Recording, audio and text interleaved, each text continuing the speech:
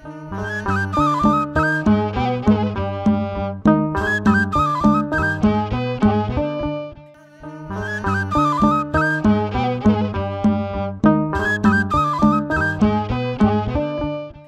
አብ ወወልድ ወመንፈስ ቅዱስ አሐዱ አምላክ አሜን። በስመ አብ ወወልድ ወመንፈስ ቅዱስ አሐዱ አምላክ። በስመ አብ ወወልድ ወመንፈስ ቅዱስ አሐዱ አምላክ አሜን። ቅድመ ዓለም የነበረ በማዕከላዊ ዘመን ያለ ዓለምን አሳልፎ የሚኖር አምላካችን እግዚአብሔር በባሕርዩ ምስጉን የሆነ ዛሬም ዘወትርም ስሙ የተመሰገነና የከበረ ይሁን። እንዲሁም እናታችን እመቤታችን ወላዲተ አምላክ ከሞት ወደ ሕይወት ከአሳር ወደ ክብር ከሲኦል ወደ ገነት ከገነት ወደ መንግሥተ ሰማያት የምንገባባት የገባንባት እናታችን ቅድስት ድንግል ማርያም ለእሷም ክብር ምስጋና ይድረሳት። ሌሎቹም ቅዱሳን እንደየክብራቸውና እንደየማዕረጋቸው ክብር ምስጋና ይድረሳቸው።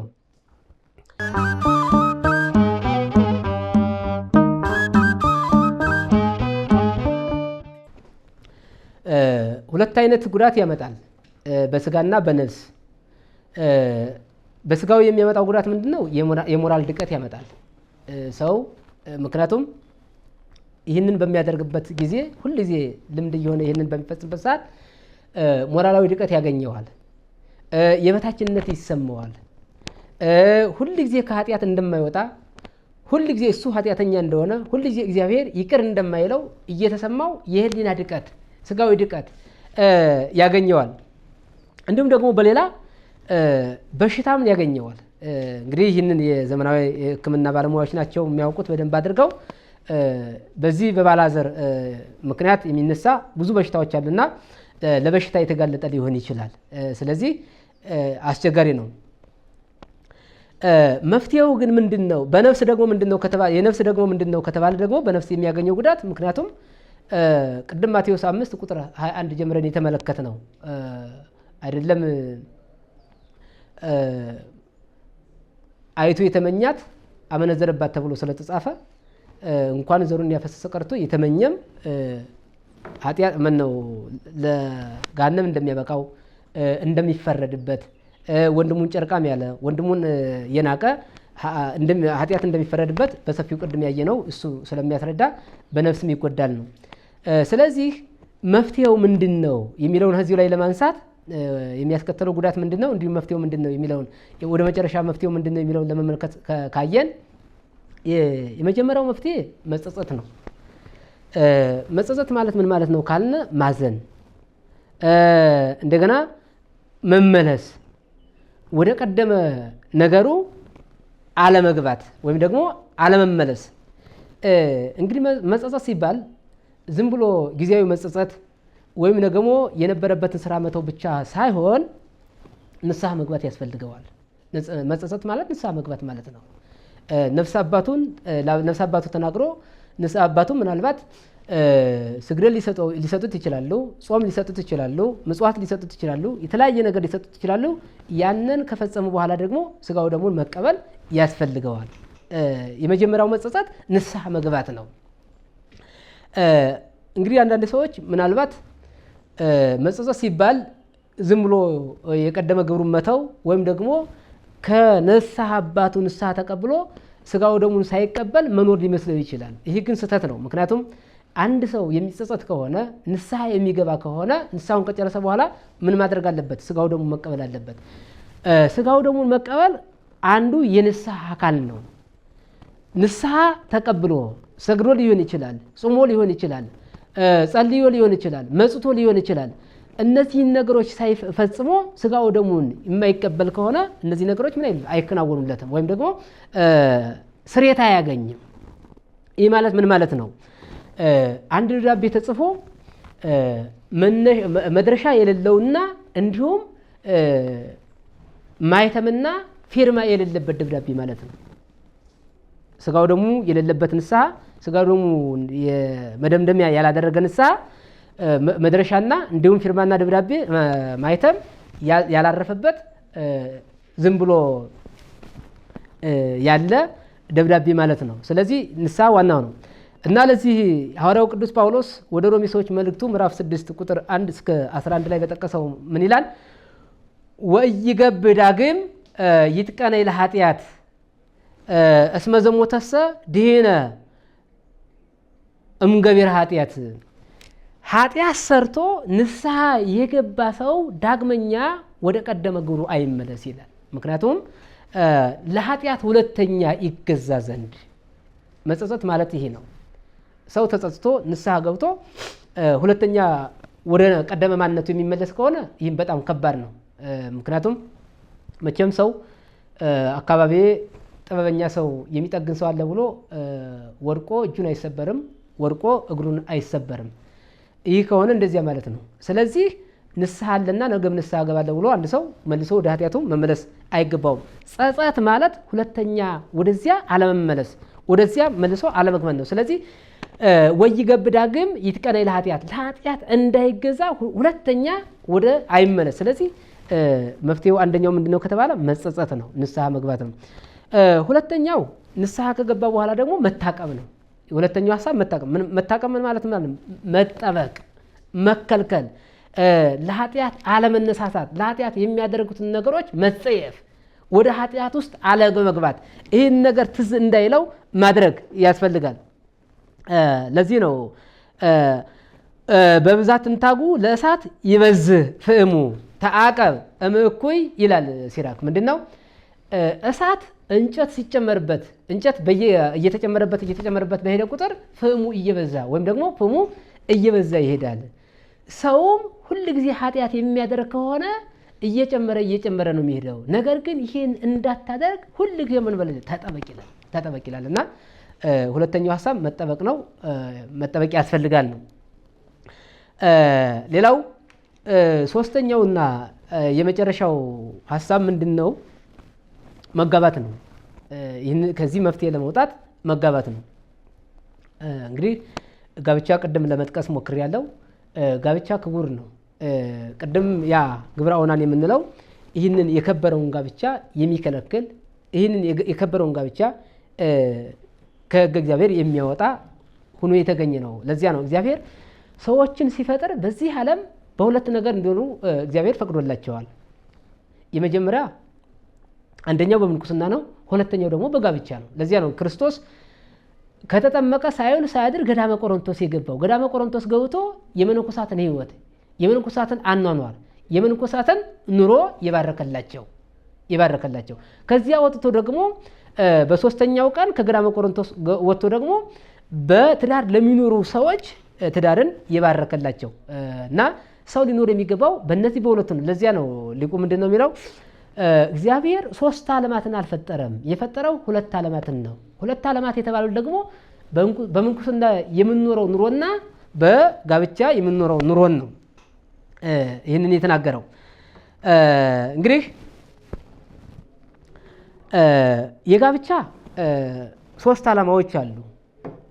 እነዚህ ሶስት ዓላማዎችን የሚያመክን ነው የቀደሙ ግብረ ኦናን የምንለው ወይም ደግሞ ኃጢአት ነው የምንለው። እነዚህ ሶስት ዓላማዎችን የጋብቻ ሶስት ዓላማዎችን የሚያመክን ነው። ምክንያቱም አንደኛ ጋብቻ ምንድነው ከተባለ ለመረዳዳት ነው። እግዚአብሔር እኮ ይህን ዓለም ፈጥሮ ሁሉንም ተመለከተ።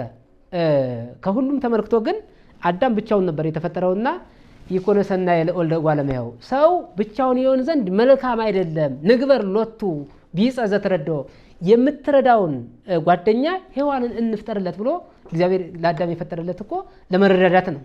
የቀድሙ ግን ግብረ ኦናን ግን ይህንን አያሳየንም፣ መረዳዳትን አያሳየንም፣ ሞትን ነው የሚያሳየን ነውና ስለዚህ ሰው የሚጋባው ለምንድን ነው ከተባለ ለመረዳዳት ነው። በመውለድ ለመረዳዳት ሴት ብቻዋን ልትወልድ አትችልም፣ ወንድም ብቻውን ሊወልድ አይችልም። ወንድ ለሴት ሴት ለወንድ የተፈቀደው ለመረዳዳት ነው። በመውለድ ለመረዳዳት፣ ዘርን በማብዛት ለመረዳዳት፣ ዘርን በማስቀጠል ለመረዳዳት ነውና አንደኛው ነው። ሁለተኛው ደግሞ ይህንን ዓለም ለማስቀጠል ነው። ግብረ ኦናን ግን ይህን አያስቀጥልም። ዘር የሚፈስ ከሆነ ዓለምን የሚያስቀጥል አይደለም።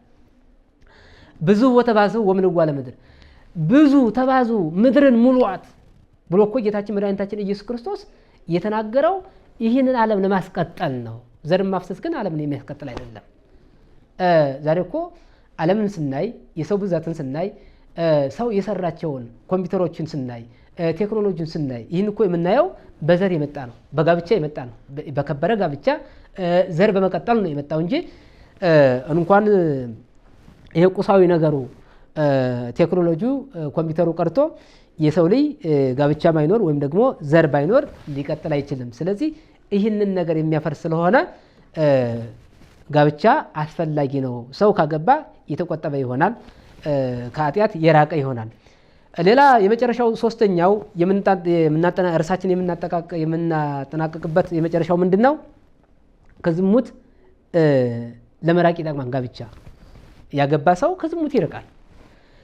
ለዚህ ነው ሐዋርያው ቅዱስ ጳውሎስ በዚህ በአንደኛ ቆሮንቶስ ምዕራፍ 7 ቁጥር 1 ጀምረን ስንመለከት ስለ ጻፋችሁ ነገር ከሴት ጋር አለመገናኘት ለሰው መልካም ነው ይላል። መልካም ነው ይላል። ምክንያቱም ይህን ያለው ለምንድን ነው? በምንኩስና ሕይወት ለሚኖሩ ሰዎች ከሴት ጋር አለመገናኘት መልካም ነው ይላል። ነገር ግን ስለ ዝሙት ጠንቅ ይልና ስለ ዝሙት ጠንቅ አንድ ወንድ አንድ ሴት ልትኖረው ይገባል፣ አንድ ሴት ደግሞ አንድ ወንድ ሊኖራት ይገባል ይላል። ምክንያቱም ሰው ሲፈጠር በጋብቻ እንዲኖር ነው የተፈጠረው። ጋብቻ ደግሞ 3 ዓላማዎች አሉት ብያለሁ። የመጨረሻው ምንድነው? ከዝሙት ለመራቅ ነው። አንድ ወንድ አንድ ሴት ስትኖረው ምክንያቱም ከዝሙት ይርቃል። አንድ ሴት አንድ ወንድ ሲኖራት ከዝሙት ትርቃለች። ነገር ግን አንድ ወንድ ሴት ከሌለው አንድ ሴት ከሌለችው አንድ ሴት አንድ ወንድ ከሌለው ለዝሙት ይገፋፋናል። ለዚህ ነገር ወይም ደግሞ ዘርን ውጭ ለማፍሰስ ለዝሙትም ሊዳረገን ይችላል። ስለዚህ ቅዱስ ጳውሎስ ይህንን ሲገልጽ እንደኔ ይልና እኔ ይሄ በምንኩስና መኖር እንደኔ ነው እንደየታ ቃል ግን አይደለም ይልና ስለ ዝሙት ጠንቅ አንድ ወንድ አንድ ሴት ሊኖረው ይገባል፣ አንድ ሴት ደግሞ አንድ ወንድ ሊኖረው ይገባል ይላል እና ስለዚህ የእግዚአብሔር ልጆች ጋብቻ የተቀደሰ ነው። ሐዋርያው ቅዱስ ጳውሎስም በዚህ ወደ ዕብራውያን ሰዎች በላከው መልእክቱ ምዕራፍ 13 ቁጥር 4 ላይ ክቡር አውስቦ በኩለሄ ወምስካ ወብኒ አልቦቱ ስበት፣ ጋብቻ የተከበረ ነው ለምንጣፋቸውም እርኩሰት የለበትም ይላል እና ጋብቻ የተከበረ ሕይወት ነው።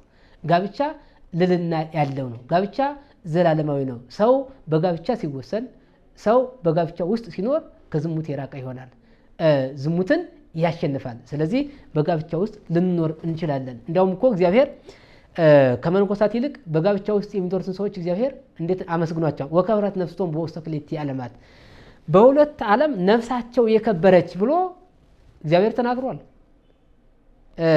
ምንድነው? ከብርሃን ልጆች ይልቅ የዚህ ዓለም ልጆች ጥበበኞች ናቸው ይላል። የብርሃን ልጆች የተባሉ መነኮሳት ናቸው።